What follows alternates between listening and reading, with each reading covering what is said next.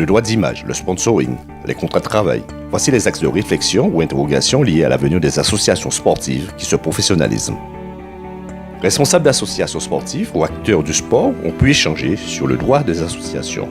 Une conférence débat organisée par les étudiants du MBA Management du Sport du CREPS Antilles-Guyane en partenariat avec le SSG de Paris. Alors cette soirée, c'est pour les associations sportives de Guadeloupe et elle est organisée par les étudiants MBA Management du Sport. On en est au 6e rendez-vous du sport. Ces rendez-vous du sport ont plusieurs thèmes et le thème de ce soir, c'est le droit du sport pour les associations sportives. Il est vrai qu'aujourd'hui, les associations sportives en Guadeloupe et aussi en métropole se posent plein de questions, notamment au niveau de la loi, de la réglementation, ce qu'ils ont le droit de faire, ce qu'ils ont le droit de ne pas faire. Par exemple, on peut prendre le droit à l'image, qui est quelque chose de très important, notamment avec les réseaux sociaux. Et donc, pour ce 6e rendez-vous du sport, le groupe d'étudiants a choisi ce thème. Je pense que dans un premier temps, il faut donner l'information sur les droits et les devoirs d'une association, ce qu'elles peuvent faire lorsqu'elles font des manifestations, lorsqu'elles organisent des entraînements, lorsqu'elles mettent en place des projets, et puis pouvoir se construire par rapport à développer leur image elles-mêmes pour monter des projets, aller chercher des subventions, que ce soit au niveau des collectivités territoriales ou des entreprises privées, et puis surtout pouvoir communiquer correctement avec la presse. Alors les grandes lignes de cette soirée? Alors dans un premier temps, il va y avoir des intervenants qui vont exposer sur des thèmes divers. Il va y avoir 2 avocats du sport, un avocat qui vient de Paris qui traite de nombreux sujets qu'on connaît, nous, quand on entend parler dans les médias, et un avocat du sport spécialisé sur les situations en Guadeloupe. Il va y avoir 2 personnes issues des associations, le directeur de profession sport-loisirs et la présidente du club des Dauphins du Moule. Après cet échange entre eux, il y aura un échange avec le public et on finira par une soirée plus conviviale où là, l'objectif, c'est de tisser du lien et du réseau avec toutes les personnes qui ont été invitées à cette soirée. À l'horizon 2018, les grands rendez-vous du CREPS? Les grands rendez-vous qu'on commence dès janvier avec les trophées du CREPS 2017 qui vont récompenser les meilleurs sportifs qui s'entraînent dans les pôles sportifs. Il y aura 9 catégories et on finit par le champion du CREPS. Les salariés, on peut créer une convention, rédiger une convention, mettre en place une convention de mise à disposition à titre gratuit, mais avec un défi. Donc effectivement, nous sommes à notre 6e édition des rendez-vous du sport. Il faut savoir que les rendez-vous du sport sont des conférences débats organisées dans le cadre d'un MBA, donc Master in Business Administration, spécialisé en management du sport, dispensé au CREPS Antilles-Guyane. Donc dans le cadre de cette formation, justement, nous devons organiser par groupe des conférences débats autour de thématiques sportives.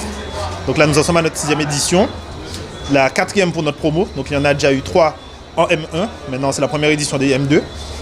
Donc la thématique d'aujourd'hui touche à la notion de professionnalisation des associations, qui devient un sujet extrêmement important, puisque les exigences du monde du sport sont de plus en plus grandes. Donc de l'autre côté, les associations doivent avoir un fonctionnement plus ou moins professionnel. Et donc nous allons traiter avec 4 intervenants de différents horizons, dont deux avocats, des rouages du monde associatif, dans lequel il est question de se professionnaliser, donc le droit d'image, les contrats de sponsoring et bien d'autres notions. Alors, lorsqu'on parle de professionnalisme, est-ce qu'il n'y a pas une contradiction entre la vie, le modèle associatif et le professionnalisme, vu que ça demande beaucoup plus d'argent? Eh bien, c'est exactement ce que nous allons traiter ce soir et nous espérons avoir beaucoup de réponses avec nos 4 experts. Mais c'est une réalité du marché, c'est une réalité du monde du sport, c'est une réalité du milieu des associations. Les membres d'associations, les licenciés veulent plus, ils veulent de la qualité. Les associations doivent, entre guillemets, avoir un fonctionnement d'entreprise, maintenant il y a des frais, il y a des employés, il y a du sponsoring qui se fait. Et comme toutes les parties prenantes du monde du sport attendent un service de qualité, attendent du sport de qualité, mais les associations doivent s'adapter et avoir un fonctionnement professionnel. C'est d'ailleurs dans ce cadre que la formation MBA en management du sport est faite en Guadeloupe. Alors, les grandes lignes de cette soirée? Déjà, une belle conférence débat. Nous espérons avoir un beau public qui arrive petit à petit. Nous allons commencer dans peu de temps. Et surtout un beau cocktail après, autour duquel nous allons inviter le public, les intervenants à échanger et à tisser un réseau aussi. Ici, mon rôle, c'est d'apporter un éclairage juridique sur les associations sportives. C'est d'apporter un éclairage juridique sur le fait que les associations sportives ne peuvent pas faire n'importe quoi avec leurs membres, sur notamment tout l'aspect TVA, donc l'aspect fiscal.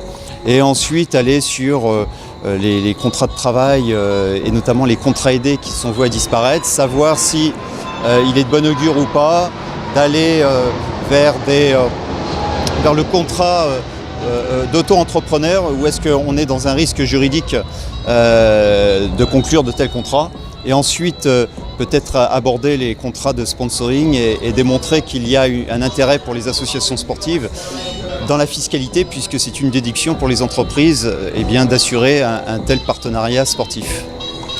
Alors je pense qu'il y a un réel besoin de professionnalisation des associations sportives. Alors quand je dis professionnalisation, j'y vois le terme de responsabilisation des associations sportives, où celles-ci sont de plus en plus amenées à respecter des règles. Vous le savez, on est dans une société où il y a de plus en plus de règles à respecter. Et je pense qu'il y a beaucoup d'associations sportives où on est dans simplement du bricolage. Et avoir un conseil juridique sur des choses qui peuvent paraître très simples pour un juriste, mais qui sont où beaucoup d'associations restent dans une ignorance assez formidable. Et je pense que véritablement le droit dans le fonctionnement et dans la gestion d'une association sportive est essentiel. Alors, dans le cadre, on en a parlé beaucoup, le cadre de l'économie sociale et solidaire, est-ce que vous pensez que la voie associative est un modèle viable? Alors le droit associatif, un modèle viable, on va dire que c'est un modèle fourre-tout. L'association loi 1901 est un modèle fourre-tout. On pourrait considérer qu'il manque une nature juridique spécifique entre la société commerciale, ou certaines sociétés civiles, et l'association. L'association est une forme juridique qui est très souple, mais qui est trop souple. Et cette souplesse amène certains présidents d'associations à faire un peu n'importe quoi, ou se sentir libérés de certaines normes, certaines règles, alors qu'ils y sont astreintes. Alors le droit à l'image en droit français est un droit de propriété. Donc c'est un droit qui est extrêmement bien protégé. Donc je conseille à toutes les associations sportives qui gèrent l'image de leurs sportifs, voire leur propre image, de maîtriser leur image, ou maîtriser l'image de leur athlète. Et la maîtrise d'une image, quelle qu'elle soit, c'est nécessairement la contractualiser. Donc c'est conclure un contrat, faire appel à un professionnel en ce sens, dans la mesure où on est aujourd'hui dans une société d'image, où il y a de plus en plus de contentieux du fait de l'utilisation non autorisée d'images. Et j'ajouterais une chose qui me paraît importante, c'est que l'image, pour obtenir des dommages et intérêts sur une utilisation non autorisée d'une image, on n'a pas besoin de faire valoir l'existence d'un préjudice. Ça signifie qu'on a affaire à un droit extrêmement bien protégé. Alors, Monsieur Manigean, vous êtes à la Ligue régionale de basket de la Guadeloupe. Alors comment se porte un peu le basket ici? Aujourd'hui, le basket guadeloupéen se porte très bien.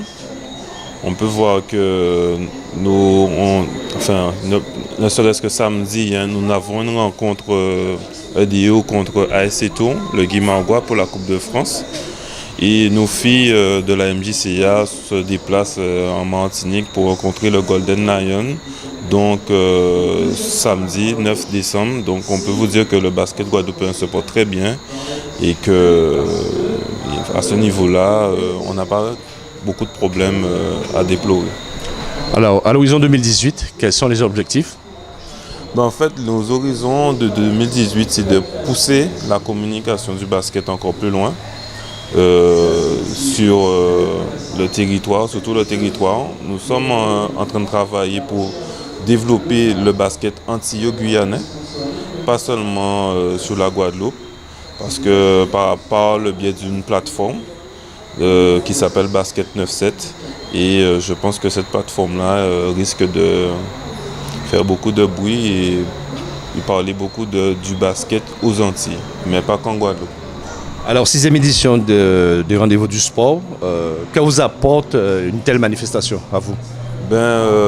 Cette manifestation nous apporte beaucoup d'informations parce qu'en gros, je vous exemple, ce soir le débat c'est sur les droits d'image et par rapport par exemple à notre site que nous allons développer sur l'année 2018, on a besoin de savoir, on a besoin d'avoir d'informations, de véritables informations sur les droits d'image pour le site et pour le développement, la communication que nous voulons faire de demain au niveau de la Ligue. Alors, nous sommes, comme vous le dites, très jeunes. Donc, c'est une discipline de développement qui est en voie de développement. Nous sommes plus sur une cible qui concerne les enfants. Nous développons avec des grandes personnes également, des seniors et des jeunes un peu plus âgés. Mais il est vrai que notre cible essentielle reste les enfants en école primaire et collège, lycée et université pour ensuite. Mais en tout cas, pour l'instant, nous avons du coup signé notre convention avec le ministère de l'Éducation nationale. Et donc, nous avons une convention tripartite avec l'UCEP et le rectorat qui nous permet d'agir dans les écoles, donc d'amener un programme de formation au cricket aux petits, mais pas seulement la formation du cricket, mais surtout de la connaissance de la Caraïbe, donc un programme assez chargé sur l'apprentissage de l'anglais, l'apprentissage de la culture anglophone à l'échelle internationale et surtout à l'échelle caribéenne. Donc voilà, c'est le point de résultat au moment où je vous parle pour French West Indies Cricket. Alors, 6e édition des rendez-vous du sport, que vous apporte une telle rencontre? Alors, la dernière rencontre a été pour moi un honneur puisque j'avais été invitée en tant qu'intervenante pour parler justement de cette nouvelle discipline et l'aspect sport-business du cricket, de cette discipline que nous développons. Ça a été un moment très enrichissant pour moi. J'ai rencontré de très beaux collaborateurs et des personnes qui sont vraiment expertes en la matière, avec qui j'ai pu justement parler de collaboration et confronter nos idées et nos points de vue sur l'aspect sport-cricket, sport et business, pardon. Et ça a été vraiment très enrichissant et je suis revenue aujourd'hui puisqu'il est indéniable que la qualité de ces événements est vraiment très très très élevée. Et il est bon de se retrouver en tant qu'acteur du sport guadeloupéen ici pour échanger et justement améliorer nos façons de travailler.